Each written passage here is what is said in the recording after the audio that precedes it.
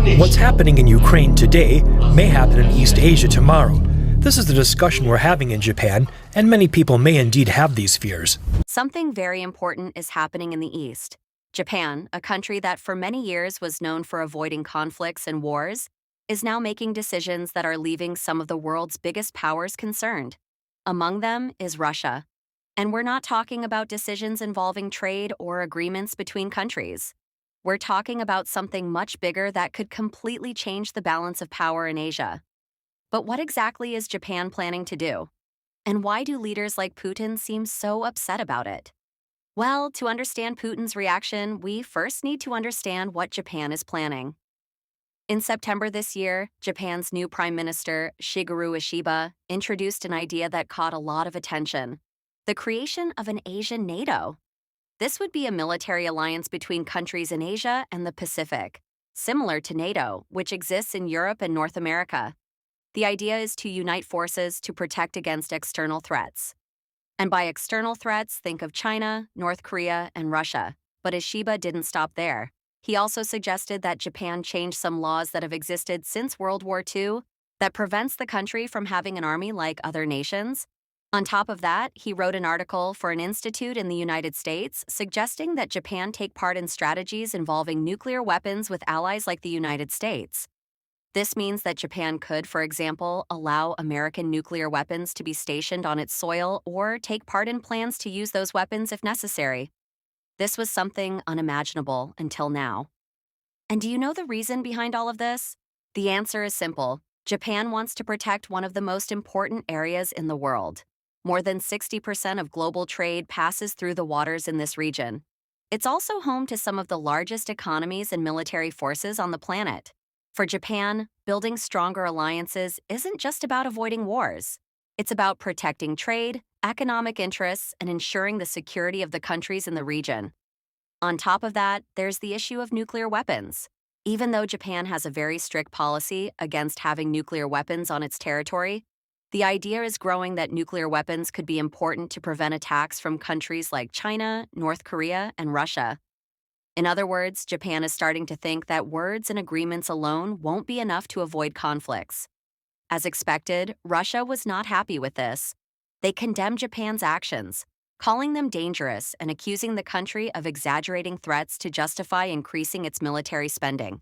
In response, Russia has ramped up its own military exercises in the Pacific and threatened to increase its presence in disputed areas like the Coral Islands. Now, think about this. Putin already doesn't like NATO, which he sees as the biggest threat to Russia.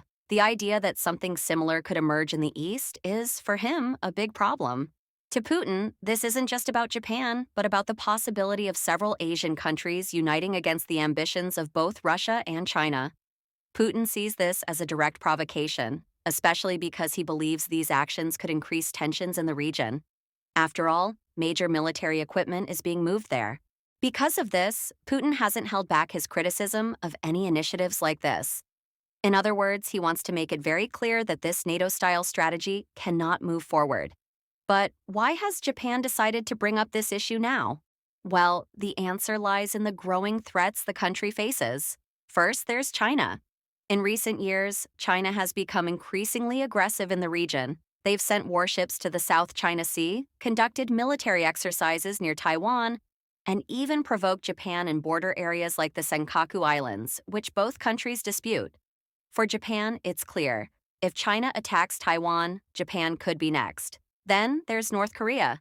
Kim Jong-un's regime continues testing missiles, many of which land near Japanese territory, which greatly worries Japan's government.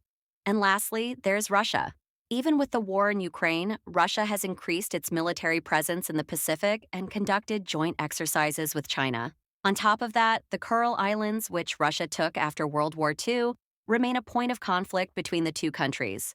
With so many threats, Japan feels it can no longer rely solely on the United States for its defense. Shigeru Ishiba's government is continuing policies started by previous prime ministers, like Shinzo Abe, to increase military spending and purchase more modern weapons.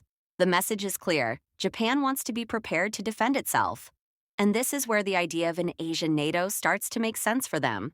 You see, NATO, which exists in Europe and North America, was created to protect allied countries against threats from the former Soviet Union. NATO's main goal is that if one member country is attacked, all the other countries in the alliance will help. This is called collective defense. This idea has been a very effective way to prevent attacks because it sends the message that no one in the alliance is fighting alone. And that's what Ashiba wants to create in Asia, or at least something similar. The idea would be to form an alliance between countries like Japan, the United States, South Korea, Australia, India, and the Philippines to protect against threats from China and North Korea. The problem is that, unlike NATO, where all countries are obligated to help one another, an Asian alliance faces many challenges. Countries like India don't want to commit to helping in conflicts that don't directly involve their own territories. On top of that, Japan's constitution still places many limits on what the country can do militarily.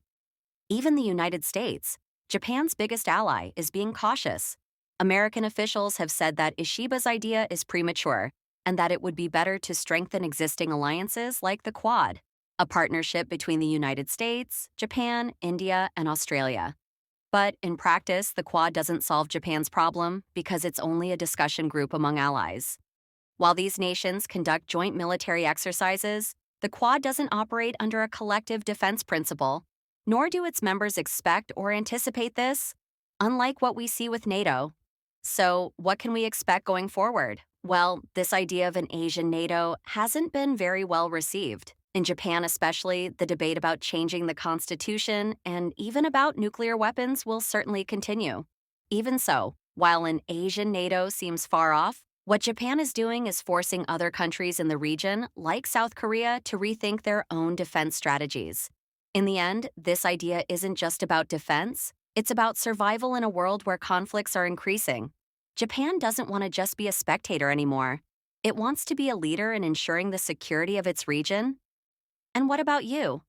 What do you think? Is an Asian NATO the best path for Japan and its allies? Or could it bring even more problems?